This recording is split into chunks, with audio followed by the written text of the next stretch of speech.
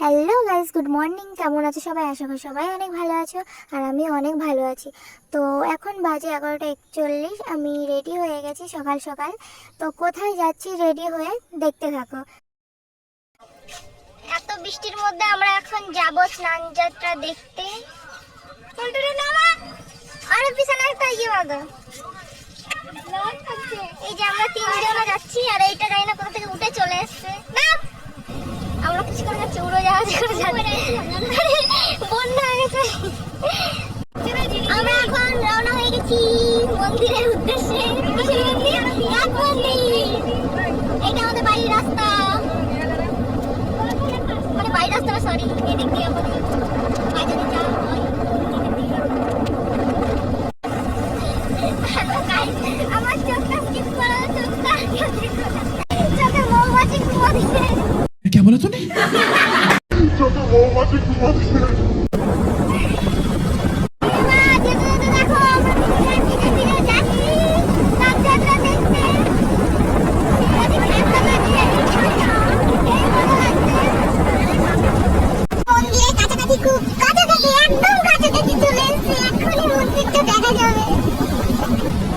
আমি এত ডাকতে লাগে।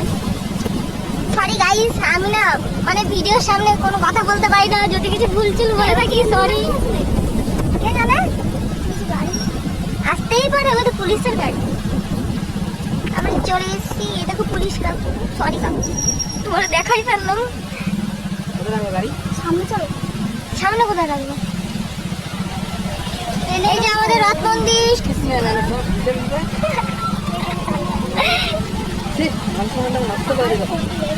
রাতের দিন আর বৃষ্টিতে আমাদের ফোন পুরো ভিজাইছে। আমার ফোনের 12টা বাজবো।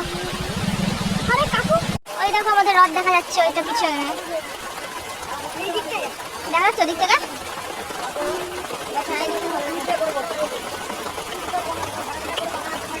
আমরা বৃষ্টিতে এখানটা দাঁড়িয়েছি একটুখানি গাইস।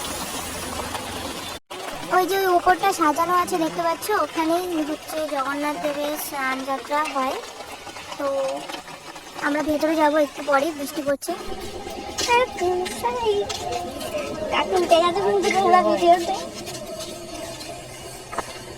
কাকুরে বলতেছি কাকু তুমি উঠে গেছো, কাকু হাসতেছে। যাই হোক, দেখো মন্দিরটা ভিতরে ঢোকার পর আমরা মন্দিরের ভিতরে ঢুকে গেছি। এখনো স্নান যাত্রা শুরু হয়নি, আমি ভেবেছিলাম শুরু হয়ে গেছে হয়তো। দেখো ভিতরে কত লোক। যাই হোক, মন্দিরটা ভিজে যাওয়াতে এত সুন্দর লাগছে দেখতে, তোমরা নিজেরাই দেখো কতটা সুন্দর লাগছে।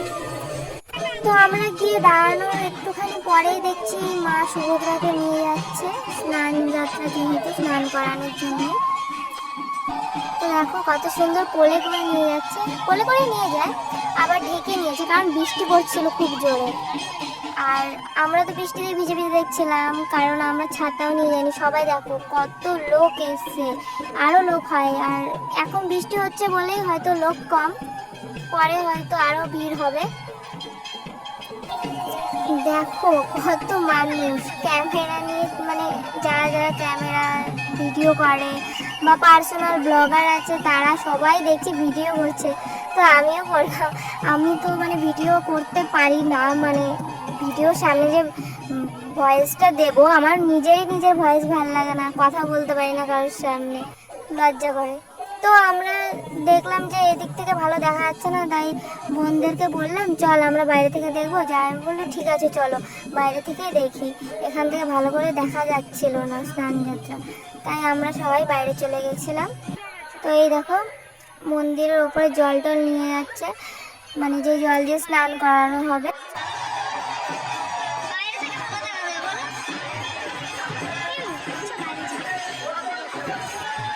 তো আমরা ভালো করে দেখতে পাচ্ছিলাম না বলে রাস্তার দিকটায় চলে এসেছিলাম।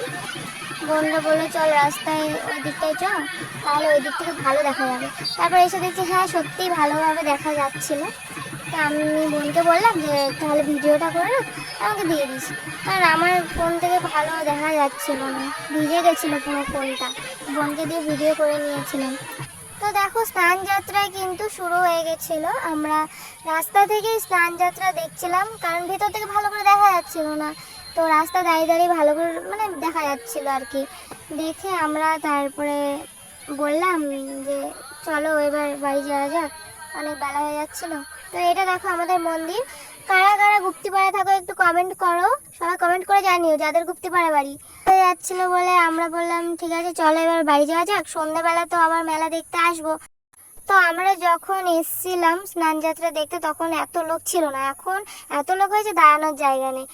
তো কেমন লাগলো ভিডিওটা? যদি ভালো লাগে অবশ্যই লাইক কমেন্ট করো, আর কমেন্ট করে তো অবশ্যই জানিও কেমন লেগেছে ভিডিওটা। তো এখানেই ভিডিওটা শেষ করছি। তো দেখা হচ্ছে নেক্সট কোনো ব্লগে। তো টাটা সবাইকে।